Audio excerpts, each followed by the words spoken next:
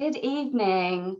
I'm delighted to welcome you to our PTSD awareness evening this evening. And my name's Katie-Marie. I'm a lifestyle and fitness coach, but I'm also an independent curator, and I raise awareness about PTSD. And I'm delighted to be in conversation with Andy Farr. Andy is a visual artist. He is based in Coventry, and we're going to look at his amazing body of work this evening. I'm very excited. We are going to take you through some of Andy's earlier works and into the PTSD awareness works, which, you know, that's where our conversation really ignited. So without further ado, Andy, welcome, and thank you so much for joining us. Now, I didn't want to say too much because we're going to talk through by way of, I've got some questions for you, but also through your artworks. So I'm just going to kick off and tell you, and we'll have our first question. And then just let me know when you'd like to see the, when you'd like your slides. Okay, so let's start at the beginning. I was drawn into your work, as I mentioned, by an exhibition series. So this was the Twisted Rose and Other Lives, which was devoted to the subject of post-trauma. And then it was from there that I discovered your body of work and I became hooked. So before we talk about your project, which was with the Mental Health Institute, I'd love to take it back to the beginning and how your journey as an artist came to be. So please could you tell us a bit about where it all started for you? Right. Well, I did art at O level, which is, you know, back in the midst of time, and then my life went in a completely different direction for 25 years or so. And both my sons are very artistic, so they started getting me back into art in about 2007, 2008, something like that. Then I was seriously ill. I had been commuting down to London every day, and I won't go into the details of the illness, but you know, it was pretty serious. And I made a decision when I was in hospital that if I survived, then I was going to have a change of direction. And the following April, I quit my job, 2010. And I didn't necessarily know exactly where I was going to go, but art was going to be a part of that. And being someone who likes a challenge and a deadline, I actually booked myself an exhibition at one of the local artist-led galleries for spring of 2011 with no work. Wow, that's so but great. confidence that something would emerge. And it hadn't by about January, but then I just happened to, as a family, we'd gone to Paris between Christmas and New Year, and I saw a carousel outside the Hotel de Ville in Paris. And that was the inspiration for the first picture. So if we go to the slideshow, okay. this was the first. I mean, I had done other paintings up to this point, but this was, I guess, the first interesting painting I'd done. So this was inspired by the carousel. It was a little bit more abstract than some of the work I'd been doing before that. And that kind of got me down a direction of, I did a lot of work around the idea of movement and capturing movement, and both in dance and sport and those sorts of things. And that might have carried on but I was working with a gallery in Sheffield, and I was doing quite a lot of work for them. But then they hit some financial problems, and the owner was quite ill.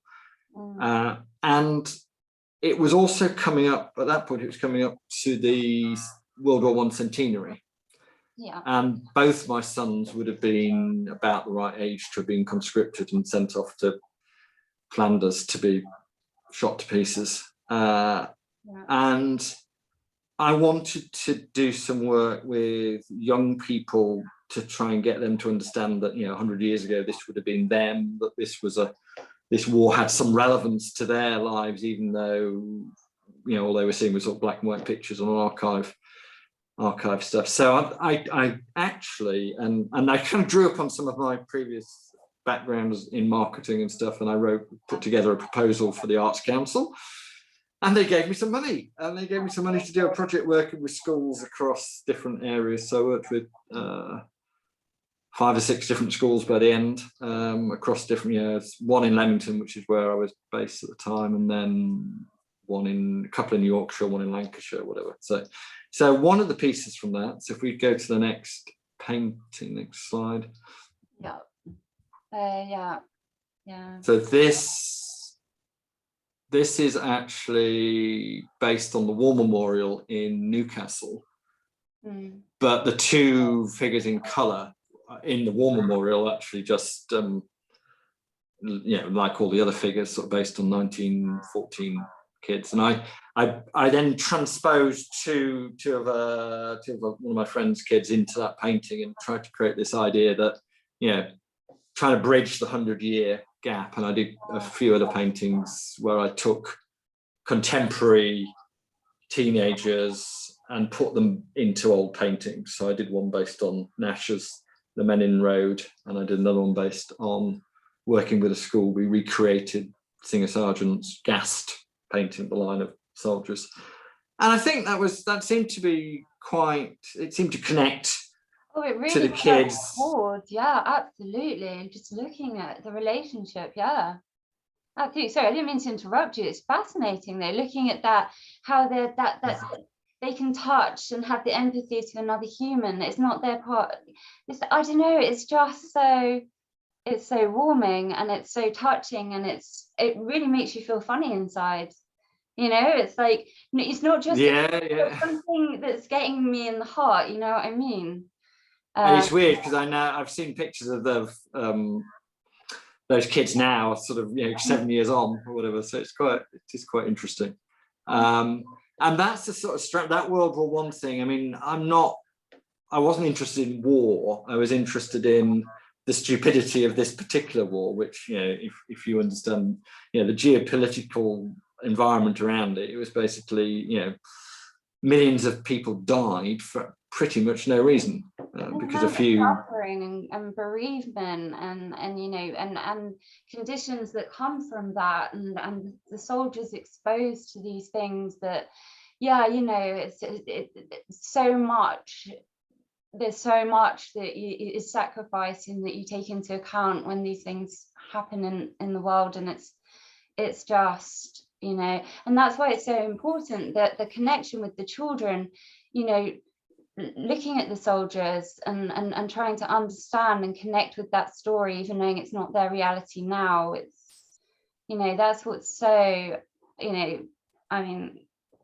stunning about this piece of work, you know what I mean, in terms of that connection. So anyway, sorry, I should so yeah, so that this body, I mean, this is one of the pieces from that series of works that is actually still on exhibition. It's up in Newcastle on public display. So that started to make me think, oh, maybe I am an artist. I mean, I've done all this work, but actually it takes takes a little bit of public acknowledgement, and you think, oh, well, actually. And then the next thing I did, following on from that body of work, or sort of overlapping the end of it, was I actually started doing an MA in fine art painting at Coventry University, because I'd not got any formal art training, and I thought it would be interesting to do that. So I did that over a couple of years. And just as a slight aside, I wouldn't say they necessarily taught me anything about how to paint, but they did challenge me to think about what I was doing a lot more, and gave me the space to explore some issues which I'd known I wanted to explore. Yeah. So the bit of background to this was my father was diagnosed with bipolar when I was 12, 13, and that then afflicted him for the rest of his life. Yeah. And he died in 2011. So, and it was interesting. I felt sort of a mixture of emotions about that. Obviously, throughout my life, I've always wondered if at some point I would suffer from the illness that he had. but also I think we'd felt, both me and my sister felt a little bit of guilt about that we'd dealt with the results of his illness and picking up the pieces and trying to sort things out, but never really maybe tried to understand what was happening to him. So actually, as part of the MA, I did a body of work that was both, and we'll come back to some of those, we'll touch on some of those paintings later on, but I did a body of work exploring my memories of childhood and then trying to understand a bit more about bipolar as a disorder and how he had felt. But towards the end of that process, I created a couple of paintings, and if we move on to the next one, this was one of the last paintings I did as part of that process. So this was from my MA final show. Yeah. And what I felt when this sort of painting just sort of happened.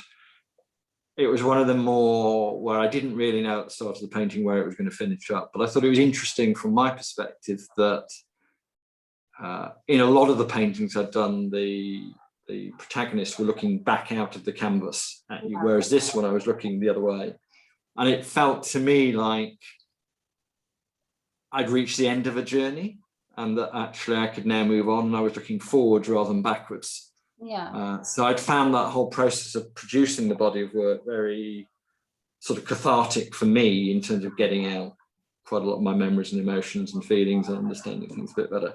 And in a way, this piece was then, or that series of work was what triggered the project with the Institute of Mental Health. Yeah. Because I approached them saying, I've done a body of work around exploring my memories of my father's illness, and they'd got an exhibition space. And I said, do you want to exhibit it? And they kind of came back and said, well, actually, we'd rather do a new body of work with you around trauma. And they'd kind of joined the dots that I hadn't, back to the World War I stuff and shell shock. And so it was quite, they were actually, that was very interesting that they made some connections that I hadn't.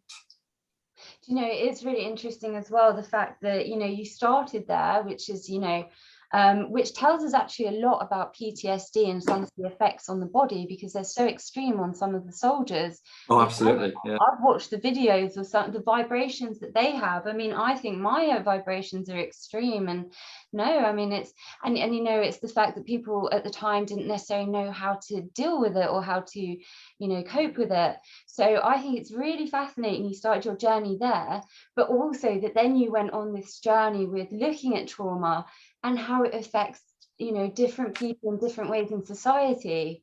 So that's really fascinating, because it's opening it, that kind of dialogue up. And so yeah, it's a really interesting route that you took, and I think it's such a wonderful opportunity.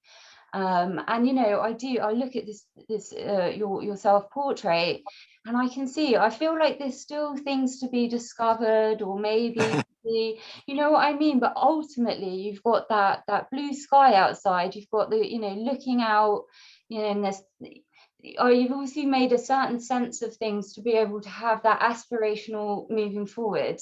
But I still think there's other colors going on there, so and the door is still closed, interestingly. But yes, I don't know, but it was certainly, and I think one of the things that was definitely interesting at my MA final show was just how many people came to talk to me about their own experiences of mental health, and it seemed like the paintings gave them permission to talk to me and to discuss things they wouldn't necessarily have discussed without that trigger. Absolutely. When I saw your paintings with people, and it straight away I was like, I felt like I could speak to you about it. This is obviously something that that you this was part of your passion and your work, and part of the conversations you'd had with people. So I was like, well, I'm sure he'd love to talk about it, so I'm gonna and that is what happens when you put your work on display.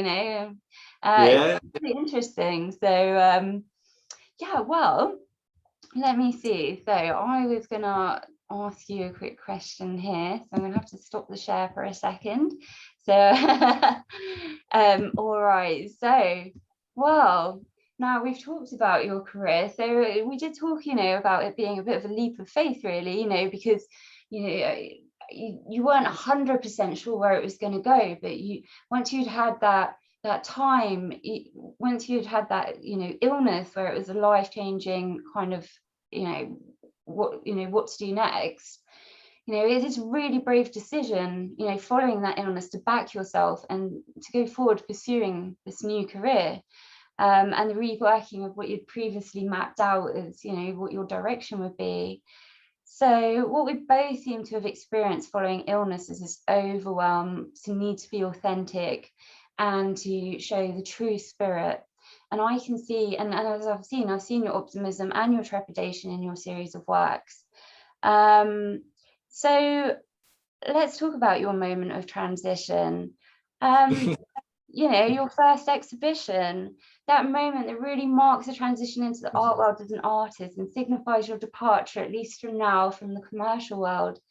How did it feel when you realized that first exhibition? Like, people were coming back to you and giving you that response, and yeah, it was definitely a step into the dark. I mean, and you don't know if anybody's going to turn up. I mean, it's that whole thing. If you've got an exhibition and you've got a private view, and you just don't know what's going to happen. And it went very well. I mean, I was very thankful to, at the time, Leamington had a very nice gallery in the city centre, which was in a converted shop. So the organisers had managed to do a deal. Sadly, the landlord chucked us out of there about 3-4 years ago, and I think it's now Yo Sushi or something.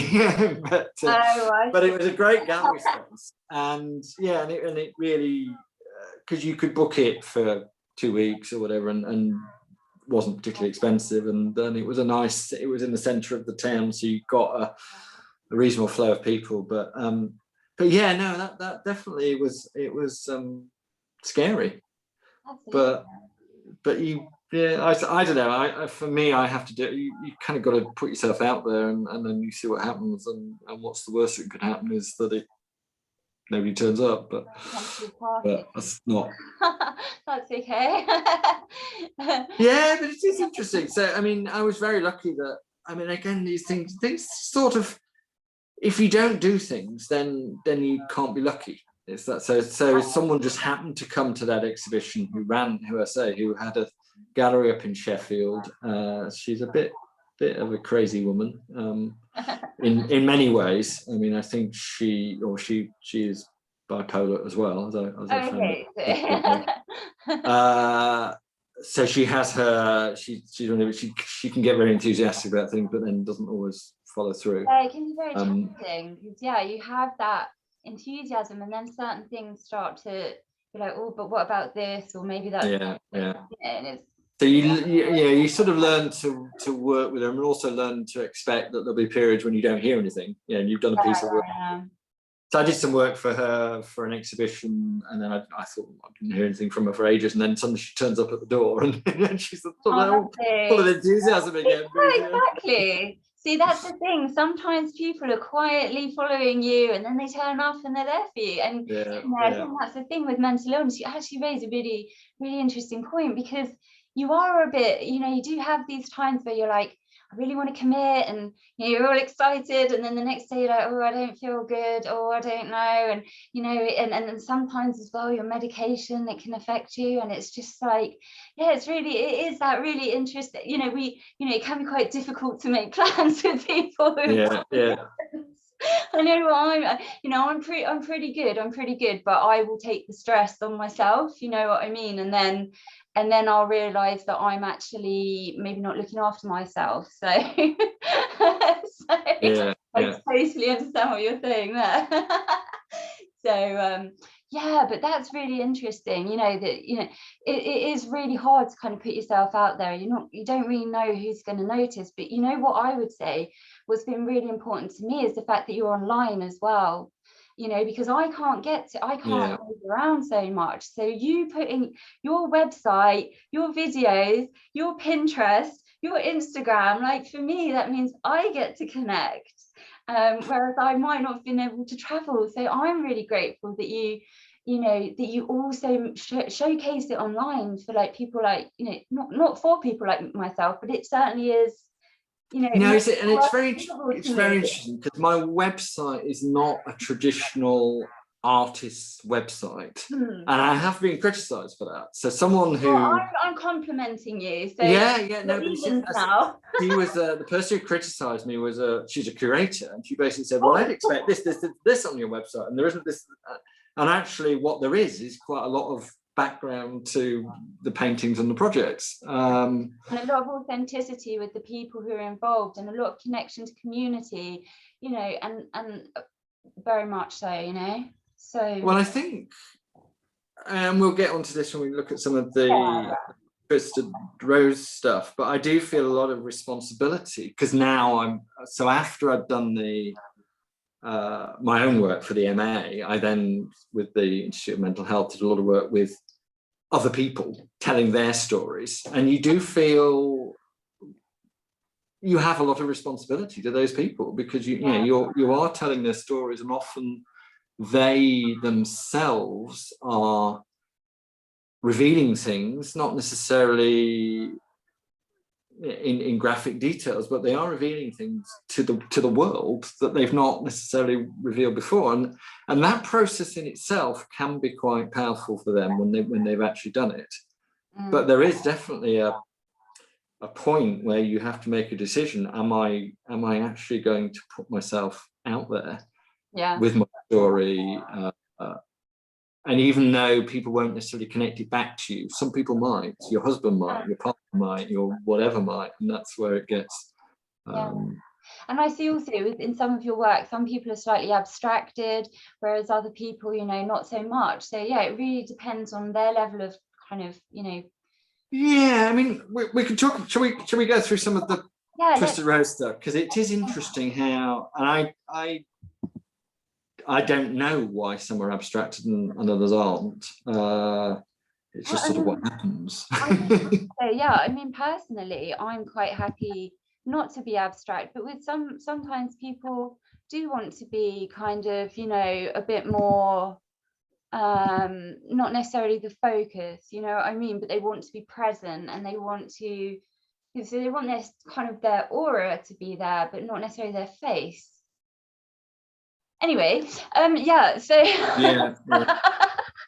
okay, so let me move forward. So you want me to go forward? Here we go. So it's your exercise. So this is so the project I did with the Institute of Mental Health, they facilitated me talking to people who had got or who were recovering from post-traumatic stress, and I worked particularly closely with their again, this might be something we come back to, their peer support lead, and she was actually quite cautious of me initially, and she didn't quite understand what I was doing, but actually we had a couple of long conversations, and then she was very supportive, and she's actually, we won't be showing her picture tonight, but she was actually one of the people I painted, because she herself had suffered from post-traumatic stress, and still does to some degree. But this painting, which is actually the title piece for the series, but it is a metaphor, was actually based on something one of the patients had actually said in their sessions with their counsellor. So I didn't get to meet this guy, but I worked quite closely with his psychologist. But he said he felt like a twisted rose that's had lots of false starts, but is now growing towards the light. And that, to me, I just thought, okay, that's a painting. I almost don't need any more from you. That's a painting. And then the next one, which is also a more metaphorical one, was based on this. This is based on a guy called Pete, who is, when I first talked to him, he was suffering from trauma related to a mugging. But actually later on he told me that there was a lot more going on, and he showed me the case notes from his, well, not the case notes, but the front of the file from his police thing that he was bringing in and whatever. But yeah, so, but what he was trying to do was climb the 7 tallest mountains in the world.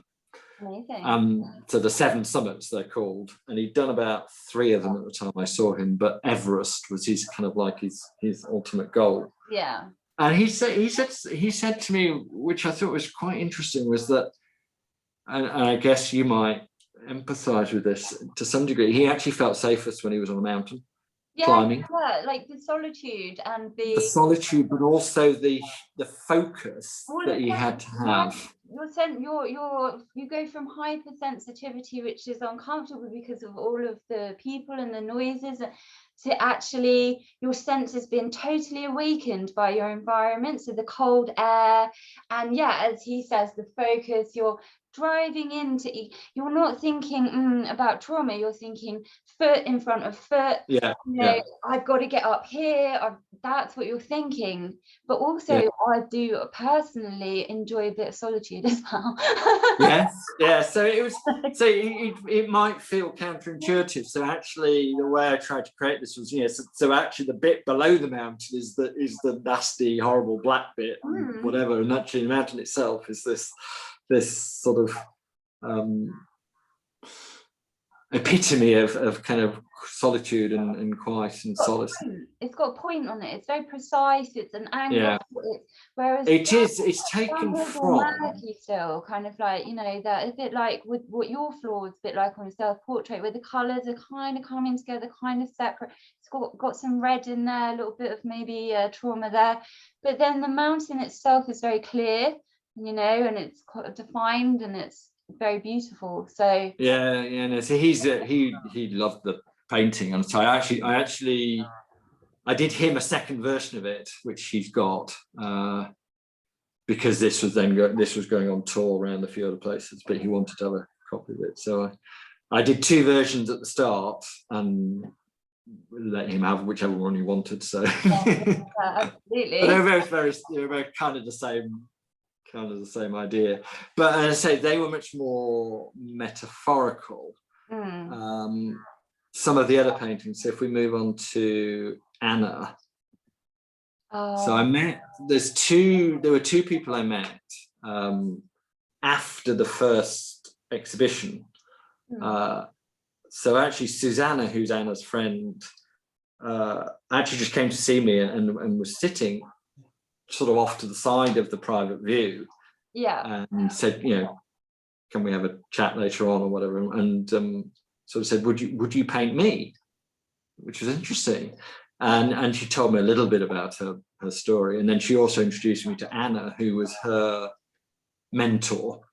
So this is Anna, but Anna had suffered, she'd been in a difficult relationship that had gone quite badly wrong. I won't go into a lot of details, but she had a lot to heal from in terms. She had a lot to heal from, and she actually used sort of guided meditation as a way of finding her, in a way, in the same way as Pete found his at the top of the mountain. She actually found hers through meditation, and how she talked about embracing the universe and letting her problems sort of float out into this sort of cosmic sort of expanse where they would just disappear. So this painting is actually based on a picture of Anna that Susanna took, because Susanna is a photographer. So they're sort of a pair, this painting and the next painting. But yeah, it is quite, it's interesting that at the time of the exhibition, not many people have commented on this painting. It's sort of, I think it's, and yet I love Yeah, it. it's interesting. You picked up on it, and actually, I did a workshop a couple of weeks ago with another charity, and this was the image that they kind of latched onto, which I thought was interesting. Yeah. Because for me, if you look at her, there's something about her, like she's just so, I mean, she's almost ethereal, but she's there's a calmness on her face, you know, there's a almost like what you said about her letting her thoughts out into the universe. I feel like she has that. She has a stillness. She has a care for herself. I'm not sure what she's holding there. If it's herself, if she's. Well, it was originally it was supposed to be a child, I think, originally, but I think that's sort of an animal. gone anyway. It's the universe she's holding. She was holding something in the photograph, and then I just sort of I just wanted it to be more cosmic. So I don't really know, is it? More cosmic level, absolutely. Like, you know, to me, like it's not it's just she's connected, absolutely, on a more spiritual kind of journey than and that's why everything's kind of in the stream, like just out of reach way. But I find it inspiring, the light, the colors, and she's so calm. And you know, when you have the PTSD, you know, you're always looking, well, not always, but I certainly am very much looking for calm. I'm looking to take the vibrations down, and she makes me feel that. Well, that's good. Yeah. Yeah. No. That painting. But it is interesting. I mean, I think it also worked better with Susanna taking the photographs of her than me. I mean, I think if you're not an experienced life model, you're going to find that a bit uncomfortable. Yeah. So it worked very well with Susanna taking a series of pictures of her. Yeah. Well, I didn't even notice. She's dressed in light, and you know, yes, so, yeah. yeah, so I love that. So so this is connected to the next. Yes. Susanna was in her father was very controlling, and she fled Spain. Okay, so this. And she was, I think she did university in Spain and then left at that point, but had a lot of memories that which were kind of repressed. And what she said to me about this, what did she say? She'd had a very difficult child, and she started taking photographs of herself. So she's done a lot of self-portraits, one of which was actually in fact, this painting, the photograph she took, which is the basis for this, was actually in the Ruth Borchardt Self-Portrait Prize in 2019. Didn't win it, but it was in the final selection of pieces. But I combined that picture of herself with another picture she had from when she was about 9, which she said was actually the last happy memory she had from her childhood. Oh gosh, yeah. So those two. So it's quite a grim painting, and across the top it would say Alegria if you could read it all, which is Spanish for joy. So this one and the previous one are kind of like a pair. So one is the pain, and one is, I guess, letting it go a bit more. Yeah, so this one is the pain. You can see it on her body. You can see it. Everything. Whereas the one before, you know, there was light. This to me looks like she's in the grasps of what she needs to deal with. You know. I mean, what is interesting is that she hadn't really shown her self-portrait pictures to anybody until she showed them to me, and she's now exhibiting a lot of pictures, and she seems to be a lot more confident. So again, I think it's that thing of you put yourself out there, and then you own your pain in a way, rather than. And you're letting other people know that that's how you feel. It's So it was cathartic for her, I think.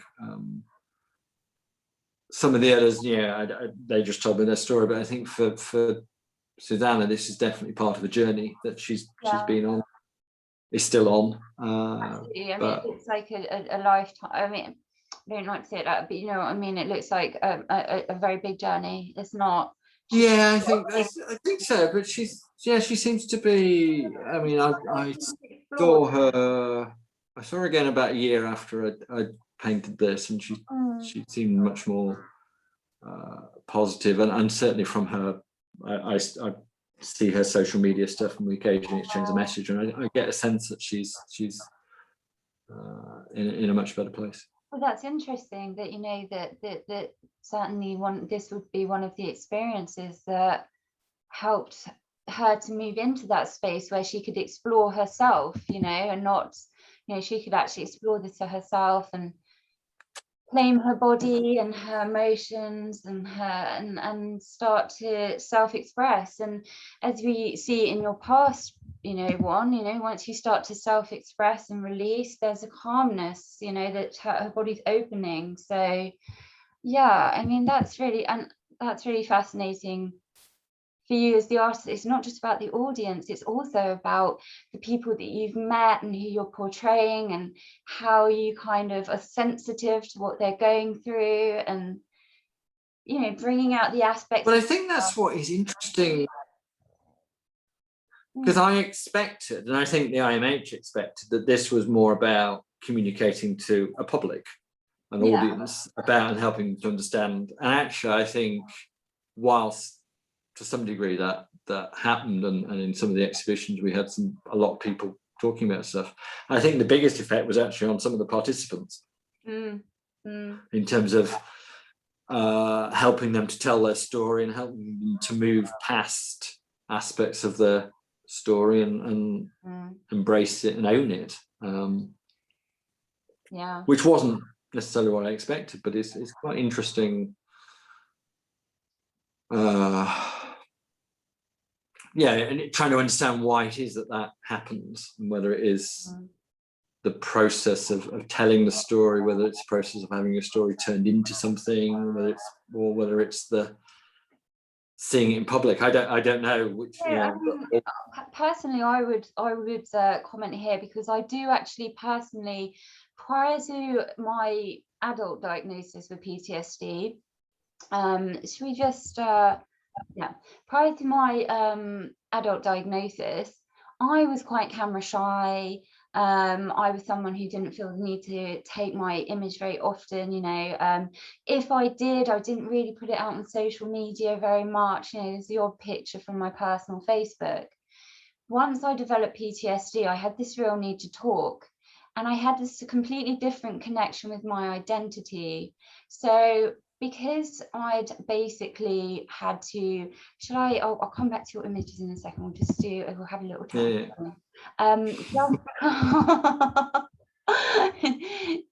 Just because, so what should I say? So, so because a lot of my social identity disappeared, so in terms of, I didn't have control of how I was acting. I couldn't regulate my emotions in the same way. I was in a position where I was vibrating, ticking, touching a lot. So you don't have that control of your social identity anymore. So the idea of someone saying, I find you attractive, or I like what you're, it doesn't compute. Whereas if someone says, I appreciate what you're doing, I like your artwork, I think your message is interesting, that computes, that lets you process, that helps you move forward. I'm not answering for everyone, but for me, that social connection has completely broken.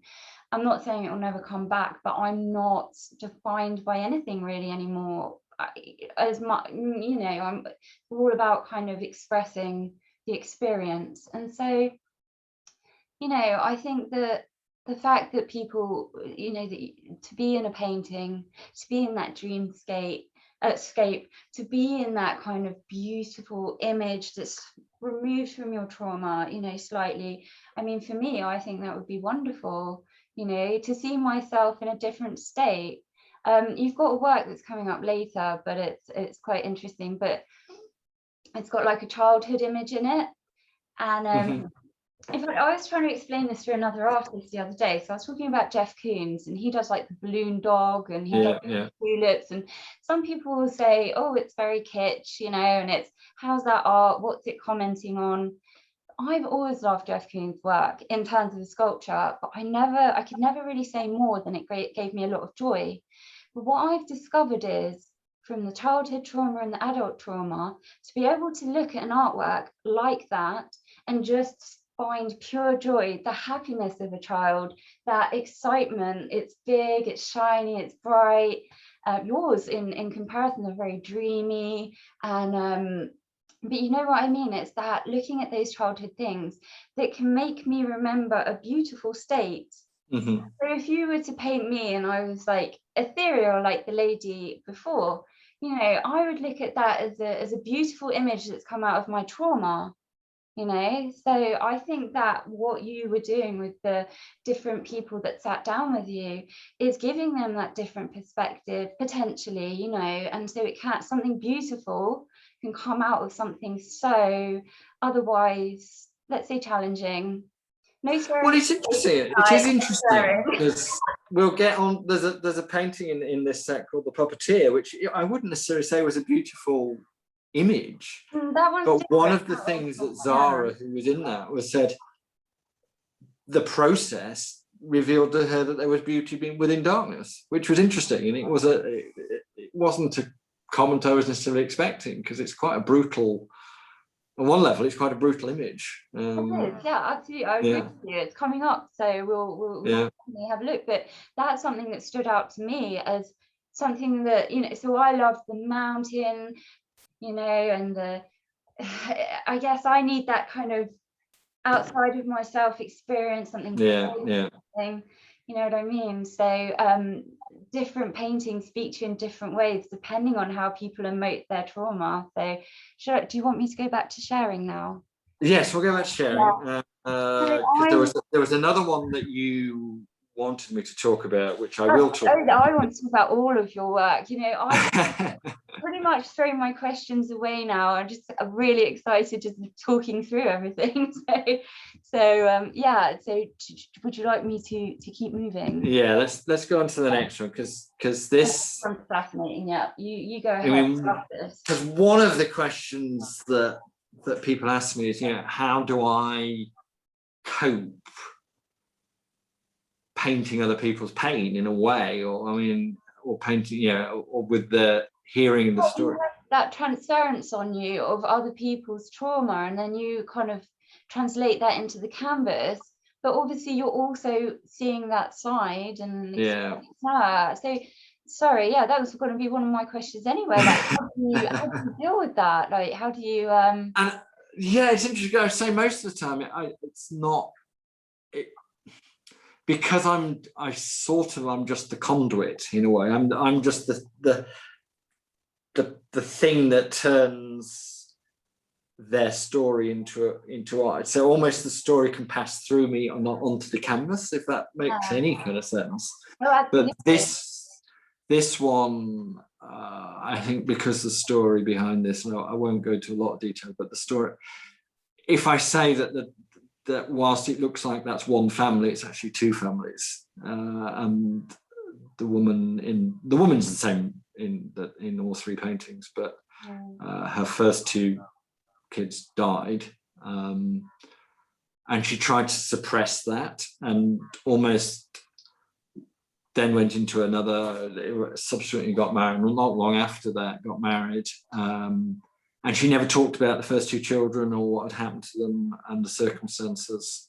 And then I think it just eventually, it had to come out, and she couldn't suppress, and she felt guilty about the fact that their lives had been forgotten and not acknowledged. So she'd actually said to her counsellor, a wonderful guy called Stephen Regal at the Centre for Trauma in Nottingham, that what she said, and I'll just read out what she actually said, was this: it's taken me 23 years and I've now put an album together of my first two children, and I'm going to put the photographs of them on the wall in my dining room. I haven't got any photographs up of the first two children, and I haven't got any of my two grown-up children either, because I felt guilty. And so the idea of putting these two albums together came to me, and I did talk to her about it, and it was one of those things where she had to think about it for a long time. And I talked to her second husband, and eventually she sort of said, yeah, no, let's do it. And then I did the painting, and I took it, and I actually met with her and Stephen Regal and another counsellor and her husband. So there were five of us in the room, six of us in the room, with the painting turned to its back against the wall, not on display. And we chatted for about 20 minutes, and eventually said, oh, I want to see the painting. And she'd been having sleepless nights ahead of it, and she wasn't even sure she could look at the painting. For her, yeah, absolutely. Yeah, and then she saw the painting and all that, and there were floods of tears, and she was really happy. And actually, at the private view, or I don't know what we call it, private view, but we had an event at the IMH where we invited all of the participants, and then other people as well. She actually was one of the people who stood up from the audience and said, for the first time ever in public, what had actually happened to her. And how this painting had kind of, the process of doing the painting made her want to speak out. And it was really interesting, because actually Adam, who we'll see in a second, who was a paramedic, was also there. And one of the first people she met after her children had died was another paramedic, and she felt a very strong warmth, empathy towards paramedics, and so they bonded very well on the evening. But it was, for me, this was the painting that I found most difficult because of the circumstances, and as a father of two children, whatever the thought of children dying, and there was a point where I had to stop, and I couldn't carry on with the painting for a bit, and then I kind of came back to it. But this one bothered me. I think that's the thing as well, because you're going to have your connections as well, as a father, as a son, as a, all these different things that you're talking about with people are going to also reflect back to your own experience. So yeah, that's why it's just such a wonderful thing that you're doing, because I mean, for this lady to be able to put her family, like her children, together in one painting, I'm sure it was terrifying, but also she must be so happy that she's done it, and that she can unlock those memories and talk. Yeah, I think yeah, and then talk about the first family. And I'm sure her children want to know so much. We've got loads of questions. Yeah, I mean, I think I was, it definitely was quite a powerful thing for her, and her second family are wonderful. I mean, I met the son, and they're just brilliant. I bet they're blown away, because they're like, wow, we didn't know, and and she's had to carry such a the weight she was carrying was enormous. Gosh, see, so that's the power of art, and that's the power of painting. And I do think that painting is a really interesting medium for looking at trauma and experiences that are of such a highly emotional, of this level of emotion and magnitude in someone's life.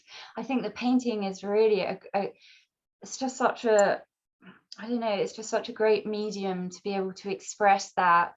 It's not, some of these things aren't best said in photography. They're not best said in a stark way, or in a black and white way, or in a, or they don't. So this is a medium where you can approach so many challenging things and see a beauty and see a hope, and I'm just, and I mean, it's interesting. It's not one of the paintings we've got in the set, but there was a painting I did last summer Yeah. I was doing a painting of a girl who was suffering from anorexia. And we talked a lot about what the painting was going to be. And it was going to be her, and it was going to be her with her idealized self, which was actually almost skeletal. Yeah. And this was very much the painting that she wanted me to paint. But when she saw it, she hated it, absolutely hated it. And then I created another painting over the top of that one, which was much more metaphorical. Yeah. And that she loved. And it was interesting how it was because it actually was much more around, it was like a broken vase that had been put back together again, and then lotus flowers growing out of the vase, which was significant to her from her religion. But it was interesting how some of these started out as more metaphors, and then others started out as more portraits. But actually that one, the portrait was just too uncomfortable for her to live with. It's a very even though I sort of created what she described to me, which was interesting. That's the thing, and that's a really interesting point, because with a disorder like this, so now we're talking about anorexia, we could also be talking, there's different conditions. There is it's a body dysmorphia, the way you see your body and the way everyone else sees it is completely different. So for example, if you said, recreate this with my vision of what I want, your vision has a distortion about yourself, which means that you're not going to be necessarily satisfied. Whereas it sounds like, once you went into that metaphor place, it's much more comfortable because you can explain what's going on, but without that distortion of the view of the body. Yeah. You know what I mean? Yes. It's such a serious condition, and it's another condition that really we need to really support people who have this condition. So your work again is opening that discussion. So obviously it's honoring the person's experience, but anybody else who comes to it with a disorder of this nature, they're going to immediately connect and be like, they're going to see the growth out of the broken bars, Yeah. And that's so important. So it's interesting how sometimes the painting has a meaning to the person, which is so the breakage in the vase is actually based on an X-ray she sent me of a break that she'd suffered. And the breakage was a lot worse than it would have been because her bone density wasn't very good. Absolutely, yeah. Which is so she knows the significance of it, but to a third party, it just looks like a nice painting, and it's and that's what I find that quite interesting. So it's actually the actual painting is being used almost in a completely different context by the BBC. The BBC is doing something for connecting between Coventry and another city, and they've created a postcard out of it. But they don't know the backstory to the painting. That's so it's quite interesting. Thing, is it? That's what I love about the art world. Sometimes people walk past things and like, no, it's not. It doesn't connect to me. But if you actually take a look and you start thinking, why is there a crack? What does this mean? Why is something growing out of it? Why is it this color? Why is it on display? Why am I meant to be looking a bit closer? And then some of these things really open up to you. Whereas other people will say that's a lovely vase and that's a lovely painting. Yeah. I mean, no, but there will be people that come to it and they do see they see themselves in it and they see their experience, and that's what I love about art. That's why I was dedicated so long, still am. But let me know when you want to share your screen again, because I often pop into our chat bit, but well we could talk about let's go back to the work, because I think I can't remember if one of your questions, or certainly someone's question at some point, has been, if we go on to the next one, So this next painting, it was actually the first painting I did or finished for the Institute of Mental Health. So this was a woman called Rachel, and she'd suffered post-traumatic stress after a really traumatic birth. And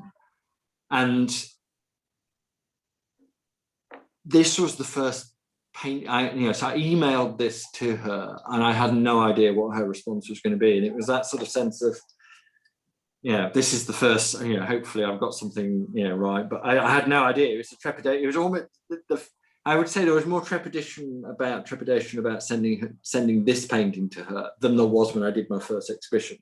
Really? Because in a way, the first exhibition, it was my work. People will either like it or they won't like it. This is a painting about her. So if I've got it wrong, and obviously, so I felt a lot of responsibility. But no, she came back and said, I went to bed thinking about the painting. It's almost like now there's a third Rachel, the one I am, who is able to connect with both figures in the painting. And today happened to be her last counselling session. So she was really positive. She had this problem of connecting the self she remembered, the kind of vibrant, happy, colourful self, with the kind of dark one who'd become very gloomy and couldn't really see positivity in the world. And I think she was now able to connect those two and see that actually they were both sides of herself. So that was quite important. Really, and then the next one, that really does, because especially when you first develop PTSD, or even when you go through a situation which is shocking, or a bereavement, something, it can be sudden or it can be something that's prolonged, that kind of unlocks itself over time, but you do almost, I've said it before, I forgot how to smile. I forgot how I literally, I'd go and speak to people and I'd be like, hi, and I'd just stare at them. And, to me, I just couldn't react. I just couldn't. So it's really interesting that she, and you remember your old self. You remember who you were before, in terms of, you used to go out, do what you wanted to do. You weren't scared of this, that, and the other. You used to wear a bright red dress. And then, then you go into this zone, like this mental state where, you want to wear dark colors. You're kind of creeping around the corners, holding onto the walls, like, don't think I can engage with this. And it's so interesting because you look at your old self, but you know what? Slowly she'll walk in, she'll close the gap between that. Yeah, absolutely. She is. So that was I was quite I say that kind of gave me a bit of confidence to carry on with the rest of the paintings, and felt that I was doing something that was beginning to work. And then the next one is it's kind of interesting. Again, it's yes.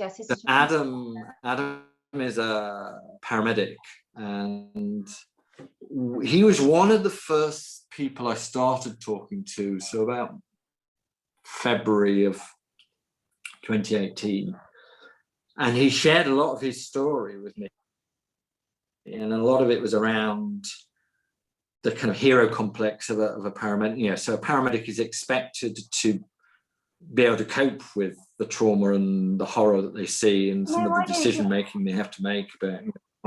And it's a tough job. Don't you think? Sorry? I don't even think about it. I don't think we think about it. You see them turn up at the situation. They do their thing. They leave. They take you to the hospital. They this, they that. They work on you. They arrest people. So we're talking about the paramedic here, but obviously, it's very important in terms. Could be a casualty nurse or whatever. 999 in general. So it's like, we don't think. We just think they're doing their job. They can cope with their job. They go home. And the problem is that they do go home at the end of the day, but also they might well go from this incident to another incident to another incident, and there's no time to process. And also there is this hero complex which you get in You get it in the police, you get it in firefighters, you get it in paramedics, you get it where they expect themselves to be heroes. It's almost like it's not just a thing, but also, they're not expected to feel it. So they don't talk to their colleagues about it. They don't share, because that would suggest they're weak. And yet, as Adam said to me, the suicide rate amongst paramedics is very high, which is a scary thought.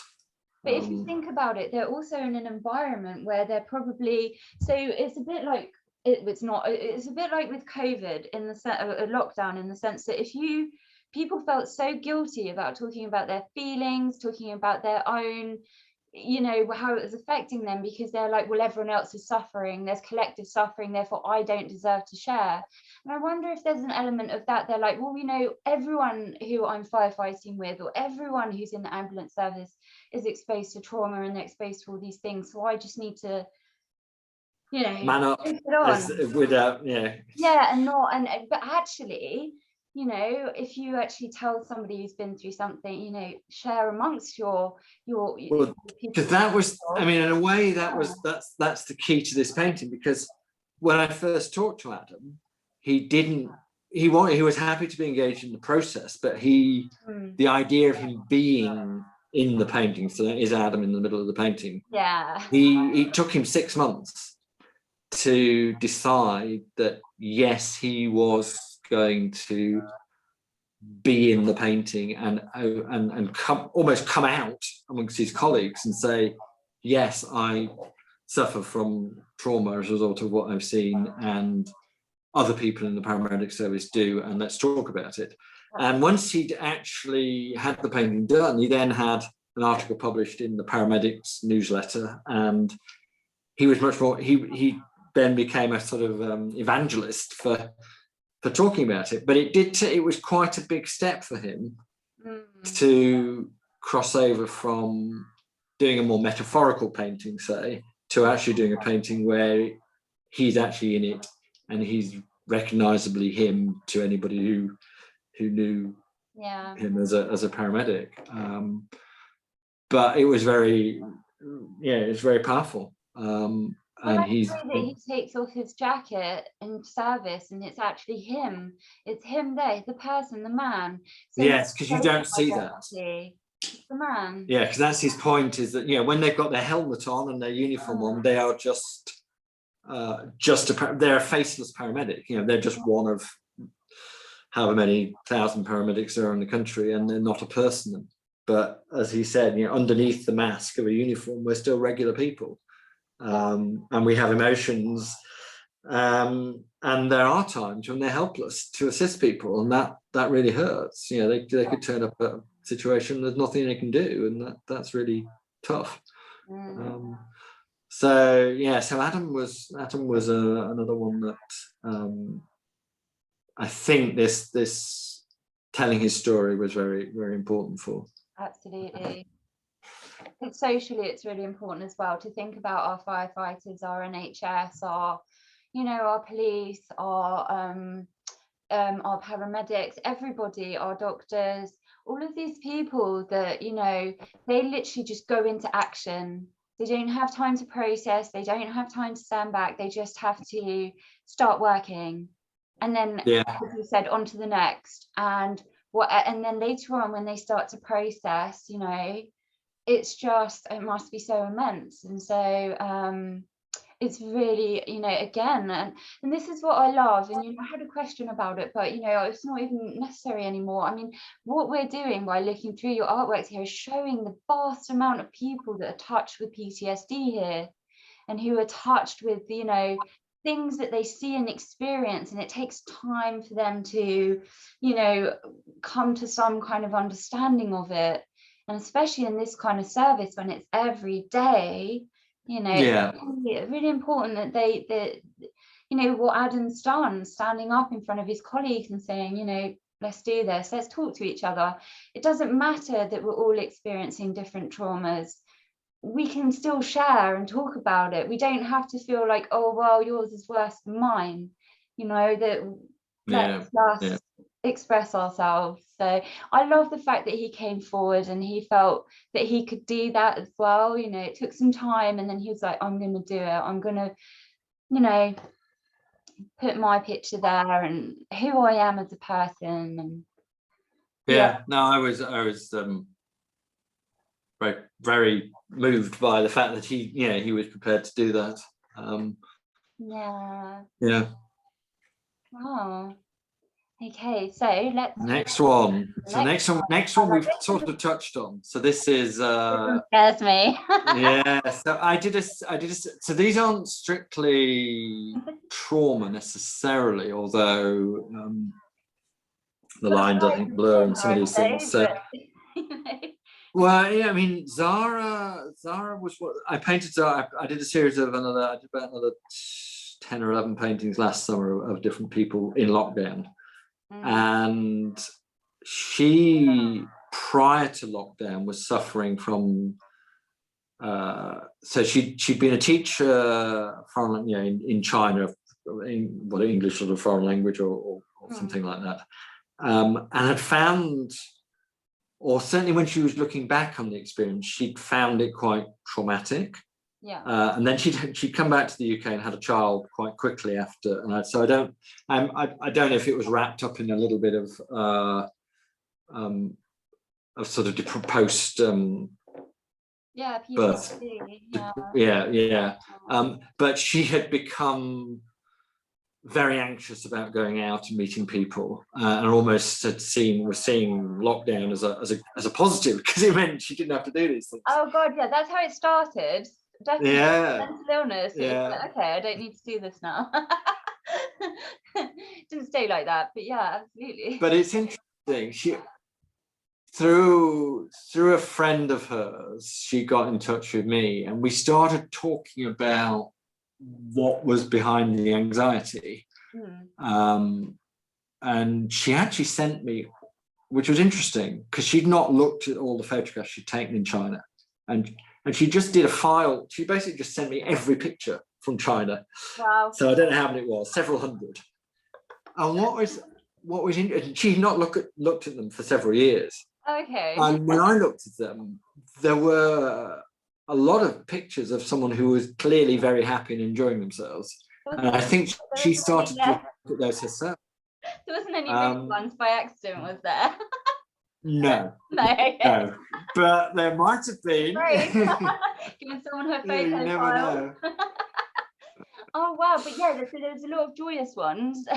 There was a lot of joyous ones, and I think she'd started to think, well, actually, quite what happened. And I tried to get her to talk about what her anxiety looked like.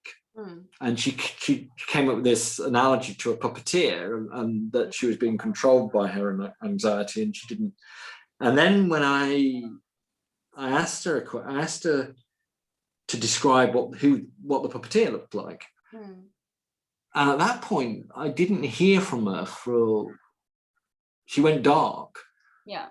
And I was a bit worried, and I found Marissa, who was acting as my kind of support for all the people on the project. She'd agreed to be a kind of backstop. Marissa was the peer support worker from the IMH. And she said, Zara had phoned me up, and they'd had a long chat, because the revelation to her was that actually the puppeteer was herself. And she'd not thought of that until then, and that actually she was in control of her own condition in a way. She was the one who was stopping herself from doing things. And that was both cathartic but also extremely she needed to talk somebody through and try and understand, because she then suddenly thought, am I a fraud? Is this whole anxiety, is this just something, a figment of my but it was interesting, because she talks about now actually that was kind of like the critical point, was visualizing what the puppeteer looked like. Then she realized it was herself, and then when she saw the painting, which was she then agreed to model for the painting effectively. So those are both pictures of her, and she really didn't like having a photograph taken. I think she the pictures of her from China, she's very slim and vivacious and full of energy, and I think she'd become quite heavy, and she didn't really like how she was now. So she didn't like having a photograph taken, but she did agree, and she posed and whatever. So I think this painting for her is a real very significant kind of step in that she's acknowledging or acknowledged what was in control of her life, who she was, what was going on. And I think, and since that time, she now works with Marissa as part of her peer support company, and she's become much more positive. And I did a podcast with her a couple of months back, talking about how she felt. But it was, the painting was like a real transition for her in terms of her understanding of how her condition and how she saw herself. It's really interesting because I wasn't even sure if they were the same people. You know, it's just two very different parts of her life. And, you know, although she would say that she may have felt more joyous in terms of her earlier photographs, I feel I don't get that feeling. I don't get that feeling. I think that she needs to find somewhere in the middle for herself, doesn't, you know, in terms of that's probably what she's looking for. But there's absolutely beauty in the image of herself that she's not so keen on, where she's put on more weight. She's actually very feminine and she looks more healthy. So if, you know, so it's an interesting to look at people's kind of perceptions of themselves and kind of where we go and where we find our balance. But the reason why I find this a challenging image is because of the puppeteer. So for her, because it's her in the image, she can kind of, you know, but for me, I feel like I'm her with the strings around me and someone's trying to play my strings when I look at it. So it's interesting. Yeah, it is. And I guess it's different, different mental health issues manifest in different ways. I mean, I would say my father, you know, my father's bipolar. He was not in any. He wasn't in control of that. He couldn't turn it on and turn it off. So he wasn't his own puppeteer. His brain chemistry was his puppeteer, and his moods, and so it's not the same. Yeah, not everything is the same, and but even with PTSD, it's the same, because people would say, for example, with PTSD, I used to, at the beginning of my journey, I said, okay, so I'll just come back to the image in a second. Where am I? I don't know if I am ever in view or not, but okay, so basically when I first developed PTSD, I remember saying to a colleague, so I still do it, but I'm not in an anxious situation right now, but you know, I was ticking and I have my arms are very sparky. They have, obviously PTSD is a nervous system, you know, it affects your nervous system. So I do click, I don't know how to describe, anyway, very touch. And I was trying to explain it to my colleague. It was like, I was like, I'm not in control of doing it, but I am, because I want to, because it gives me comfort, but I don't want to do it and I don't know why it's happening. But that's, so sometimes I feel like is it real? Am I faking it? Or is it not real? And I just had this really weird kind of conversation with myself, but to someone else, trying to explain my tics. And then I spoke to a neurologist and she was actually like, no, your brain's doing this, that and the other, your body, you know, basically your messages from your brain are going down into your body, they're telling it to go into alert, then your body's in alert, telling your brain, right, what's next? And actually that's got nothing, it's not voluntary, but you also get a cut. So if I don't tick, it drives me wild. I'd have to sit on my hand and I wouldn't stop thinking about it. And it's almost like once I've done it, the energy transference has happened. So it's just such a bizarre thing. So you're kind of in control, because it's like, okay, I can do my fitness, I can do my activities, I can build myself up, go outside. I did it today. I put earphones on, went down to go to the shop, and you know, I got quite freaked out. And it's because a woman walked past me with a dog, and the dog was silent, but I imagined the dog barking because the other dogs bark really loud, and it set me off. And so I ran to the house, and I was flustered, and I was never like that before. So Yeah. there's a level of control, and there's a level of, I need to take myself outside, I need to be around people, I need to do things. And then there is a level of, you meet with what your personal kind of, what you can deal with, and then you're like confronted with that, and you're like, okay, so I can't do what I used to do, but and it's such a weird thing to get your head around. How much of it is voluntary, how much of it is involuntary, how much of it is, it is a really strange. Anyway, there's just a little there. So yeah, I mean, and with bipolar, as you say, I mean, that, medication, you have to keep that very regulated, and you're going to have quite a few triggers, and so it's such a difficult thing to manage, isn't it? And everyone's so individual with their diagnosis or their condition or what have you. So yeah, sorry, total well, I'm not diverted. It was actually sprung from your work and talking about the work that you've done with people. So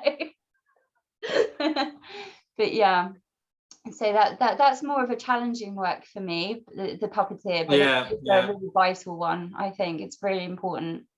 For her, it's definitely a positive thing. She sees this as a positive painting, and a kind of line in the sand, and almost a revelation to her. Yeah. So I don't know why, but we're now going back to my MA paintings, about my journey, about my father. I think when we first talked, this was, I can't remember quite when we were going to go back to these. I'm going to go to my questions and see, because I've just been ignoring them because I've been loving just chatting. What I said, I find, so I was talking about painting being a medium that's fascinating, in terms of size, the power, the texture, and the fragility. And it's an ideal place to explore PTSD. And then I said the art world is the most curious and wonderful place to explore our mental landscape. So I was actually thinking about artists like Tracy Emin, Anna Mendieta, Salvador Dali, who all were very prominent in depicting their own trauma on the canvas. So so I guess that's. So with your paintings, I feel like we're looking into a dreamscape removed from the physical experience and into the psyche. How much would you say that you as an artist appear in these works, and can you actually separate yourself? Oh, I'm quite wordy with the questions. Yeah, okay. So let's go to the, because this is the next one, if we go back to the. Okay, so let me just, no, we don't want to go from the beginning, we want to go from the current style. There we go. So this was and I think this fits with your kind of dreamscapey kind of. So this was, I painted this. This was the first painting I did when I was trying to explore my own memories of childhood, or being a 12, 13-year-old. And first time I visited my father in hospital, after he'd been, because he was sectioned when I was 13, just 13. And it was weird because I thought I'd got a very detailed memory of it. And I've always had this picture in my head of when I went to the hospital for the first time. And I went back to what was the hospital, which is now a Premier Inn. So that wasn't terribly helpful. So I then looked at lots of photos. I looked at archive pictures of the hospital, and it wasn't at all how I remembered it. It was weird how my memory of it was very sharp in some aspects, but very blurry in others. And when I thought about it more, all I really remembered was the faces looking back at me when I went in, as if I was an outsider. And it felt very unsettling. All these men, because it would have been, at that time, it would have been I'm not sure how it works these days, but it was a male only ward. And And so I created this painting, which is very much a 1970s painting. So the wallpaper is sort of archetypically 1970s. And then the scene in the foreground is actually a memory I had of the summer before he was ill, or before he was diagnosed, when mood swings were pretty dramatic. So there was a card game that both me and my sister remember, which started out very happily, but then became quite angry. There was something I did, and I can't remember what it was, and he got quite violent. But there was this thing. So actually, neither me nor my sister in this. So my sister's the one. Not actually bizarrely, it's not actually my sister. It's my sister's daughter, who's in the painting. But yes, neither of us have mouths, and it was weird how I didn't necessarily plan some of these paintings out. They just sort of happened. But I was just trying to understand my memories and get them down and try and explore them for myself. So that was very much my memory of that. So I guess about 1974, 75. And then the next one is me trying to understand my father's state of mind, because my father he'd had a very difficult childhood. He was born in 1935. He never knew who his mother or his father were, and he was brought up by an aunt. And it turned out that actually his half sister was brought up by another aunt, and it was all very messy. And back then, that would have been a huge stigma, in the 1930s. But he did find he found what he'd always been looking for, which was actually some status. He became a station master in a station in North Yorkshire in Helmsley, but then they closed that station in 1964. And that was almost the point at which I think his life started going backwards. And he then went into an office job, which he hated. He loved being a station master. He hated just being another number cruncher in a big office with no whatever. So this painting was sort of around that idea of the faceless people pushing pens around and the trains and that. I'm just trying to capture that mood. This one really stood out to me because, personally, I had to leave the city after developing PTSD because of the hypersensitivity. But one of the things that really makes me go on trauma cycles is the tube. So the London transport. So it's partly because obviously there's a lot of people, there's a lot of stimulation, but it's also because there's a lot of like mini aggressions, there's a lot of anxiety, a lot of stuff going on. And then you get to your office and you do what you do, and then you have to go through that battle again.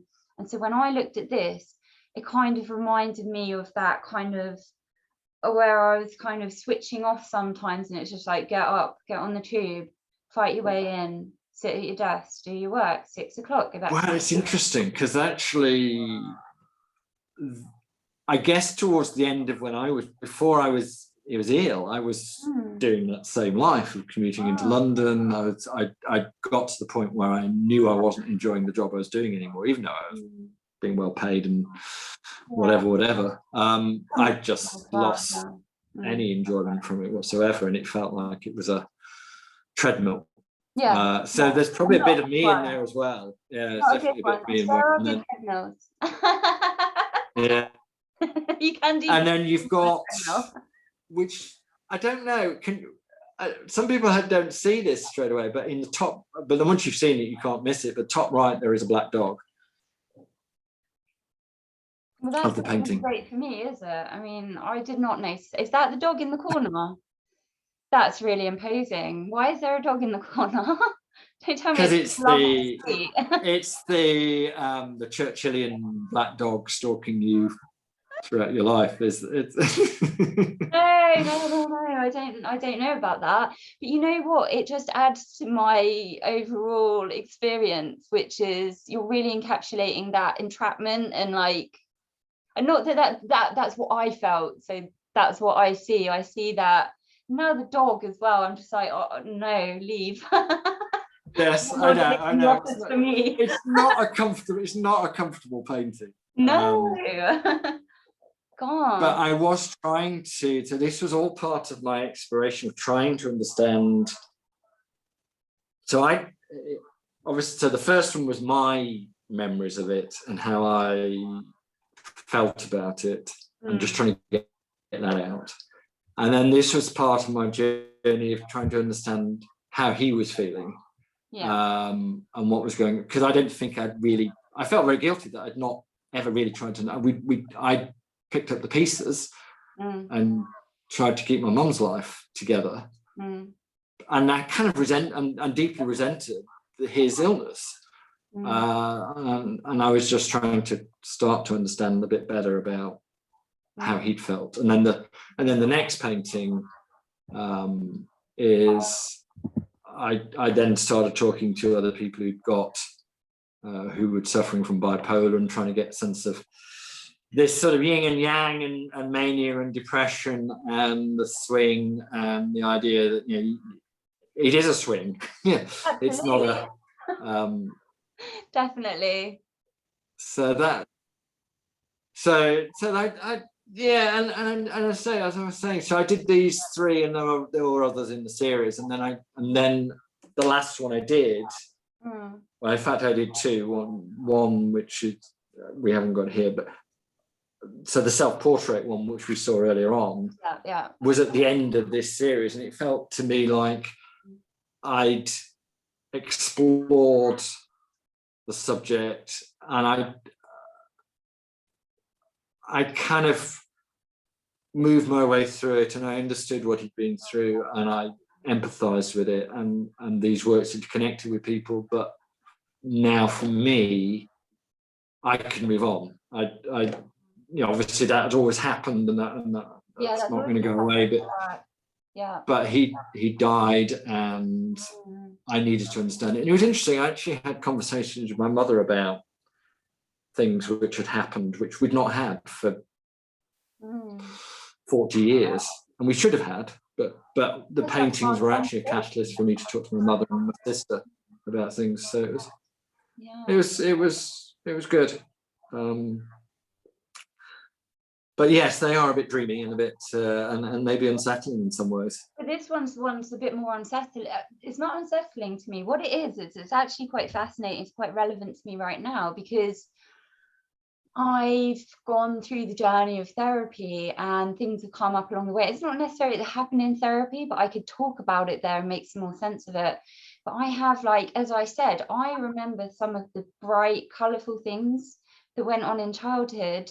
And then there's these really weird, murky memories, like just it might be some words, or it might be a flash of something that I've been more making sense of over time. So like that dark area is almost like it's where it's like I'm trying to uncover, so I can see the joyful thing, but I can't work out what's bothering me. And that's what's really, so when I go to, say, a Jeff Koons, where he's done, like, you know, this spark, you know, this shiny thing, I'm literally experiencing that pure childhood joy. Whereas here, it's more like me as an adult uncovering things from childhood that didn't make sense. And so more of this picture may emerge, or it may become a bit more solid in time. So it's interesting, because one of the other people I worked with for the IMH, who again approached me after the first exhibition, we went back together to some of the places she'd been to as a young, well, as a sort of 12-year-old, to try and some unpleasant things had happened to her, and she wanted to revisit, and we took some photographs, and I did do a painting of her in that setting, which was quite, I wasn't, again, you know, you kind of wonder if this is but she'd written a lot of poetry, and we built that into the painting as well. But I think she found that useful, which was weird. I mean, you're not quite sure. I'm not a trained psychologist or anything. So I did worry that but she was actually at that point working with the police, and I did talk to her liaison officer, and he seemed to think it was okay. So, Yeah. so we did it. But yeah, Well, it's interesting. if she had felt too traumatized, you could have turned it into a performance and like set fire to it. You can always make something, Yeah. move forward, develop the idea until, so no, but that's fantastic. I mean, the fact that that it's really a difficult area for you. You've got to tread sort of lightly, but at the same time, as I've said, what your paintings are opening up is this amazing discussion, and all these different voices and ways of experiencing trauma in life, and also ways of moving forward with it and processing it. So I'm really grateful to you as someone with PTSD that you have put yourself in that line of challenge, dealing with all the things that come up with people's emotions, their stories, and you've actually translated it into something that can really speak volumes to so many people. So important. And that's the thing. I mean, it'd be really great to know what you're doing now. So this is we're moving into what you're up to now. It's fantastic. Yeah, well, I think two things to say, I suppose. One is so this is, I'll talk about this, but then I'll talk about the trauma circle again in a way. So I'm now doing, I'm doing a series of paintings of unsung people from Coventry, so not famous people. Yeah. So it's part of City of Culture. It's going to be an exhibition of it in Coventry. Well, there's going to be at least one exhibition. There's probably two. There's one exhibition in September, October time, and then I'm hoping 99% certain to have another exhibition of it within Coventry Cathedral, which would be really nice in probably sort of spring of 2022. But the idea behind these is I've got people who aren't famous, but have told me their stories, and I've tried to pick up some aspect of their experience. And some of them, you start talking, we have no idea what the painting is going to be. So the guy on the left, Steve, not led a particularly remarkable life, as he said to me. He said, Andy, I've not done much with my life. But it actually turned out that he'd been at the Coventry City, have won the FA Cup once in 120 years or whatever, and he was there when he did it. So that was, in a way, and he's still got the scarf, and he still wears the scarf from that. So yeah, but it also turned out, for a guy who's not ever done a high profile, particularly meaningful job, he's grade 7 piano, which is, there aren't many people who, grade 7 is bloody good. I mean, a lot of people get to grade 5. Getting to grade 7 is phenomenal. So he's a very talented musician, but he's kept that under a big stone and not. Sometimes people, they actually they don't realize just how much they've got to share. They're very exactly, yeah. So I'm going to try. I'm going to record him playing something on a piano, and I'm going to try and get him to play in public at some point. But I might fail on that. But I'll definitely do the recording. And then Daksha on the right hand side is her family were Ugandan Asians, so they came to Coventry. Her father worked in what was then the Coventry coal mine. But she's this real interesting mix of Indian heritage, African heritage, and Western kind of. She went to university. She worked for Barclays Bank. Oh, yeah. So she's got this whole mix of, and so while she's got her grandmother's saris, she's not a traditional. She's not traditional. She's culturally a Hindu rather than necessarily a practicing Hindu. Right. She's not strongly religious, So it's a really interesting mix of influences. She's very involved in, so the imagery on the right is she's involved in, she's created this big mural, not herself, but organised in one area of Coventry, which people have painted. So she's really interesting, but she's not famous. So it was this idea of trying to do a series of paintings of people who were unsung. Yeah. And as on their own, they don't necessarily tell the story, but I think you start putting together, they become quite interesting. Oh, absolutely. And also, you know, these are the people that make up, you know, Coventry. They're so exactly different in their tastes and their experiences and what they bring to Coventry. So, you know, I think that's like lovely to be able, especially if you're from Coventry, you know, that's where you're based. So it's lovely. That's where I'm based. I'm from Yorkshire originally. I mean, you're from Yorkshire, yeah. Sorry. Yorkshire. But your bit, which has amazing sculpture garden up there, sculpture park. But anyway, yeah. So Coventry, you know, actually being in touch with the community, representing, bringing together all the different stories is lovely.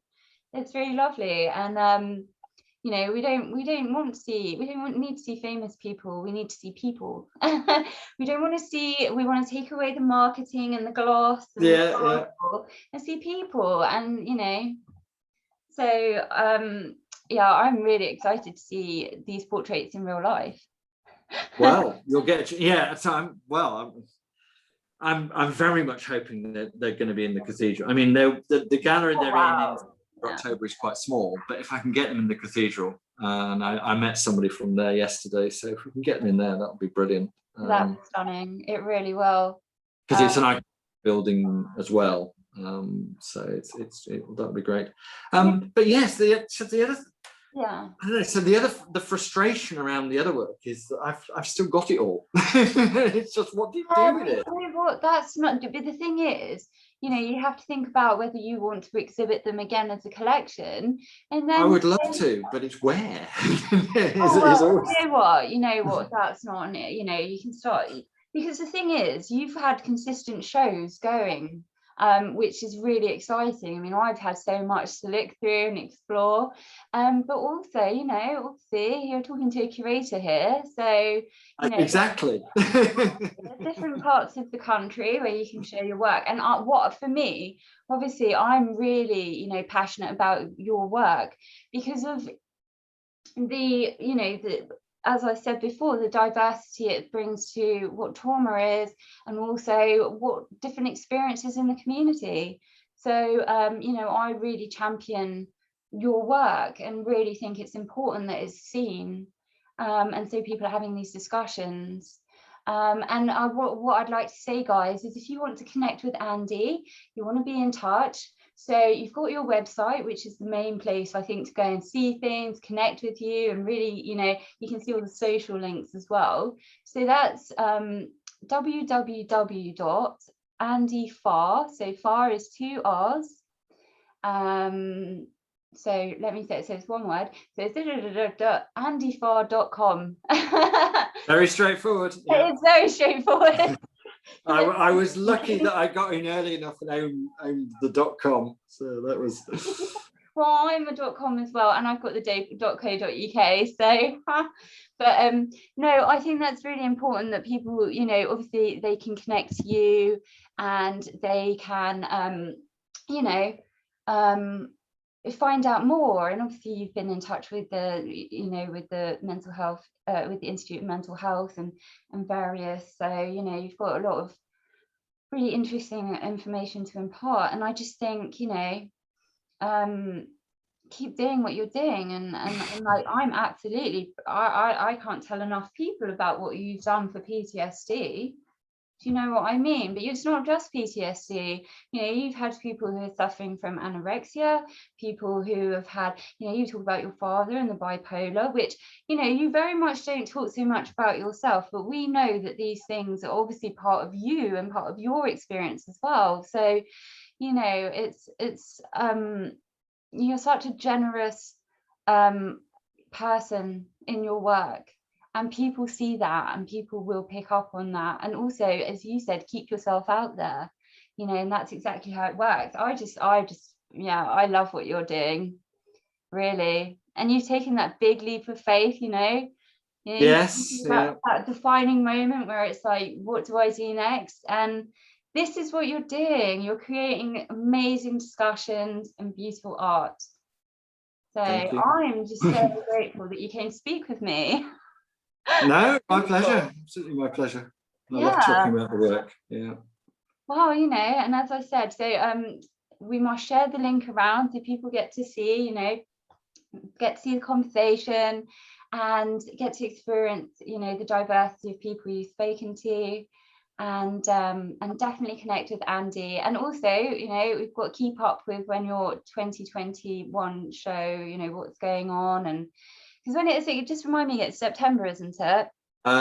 It's probably going to be whatever the Thursday, and it's like the 13th, something like 16th or 17th of September it opens. Okay, that's wonderful. Well, you send me any details that you want to go out, because I'm going to tell everyone about it, because it's just I'm very supportive.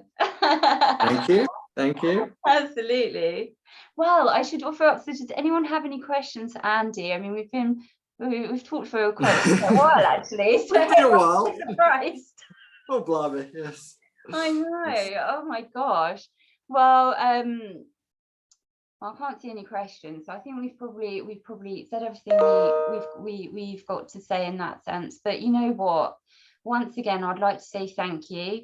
I'd like to say to everyone, get connected with Andy, and thank you for being here for our PTSD awareness. You know, thank you. This is so much appreciated. Yeah, and I look forward to working with you again. So do I, absolutely. Oh, thank you so much, Andy.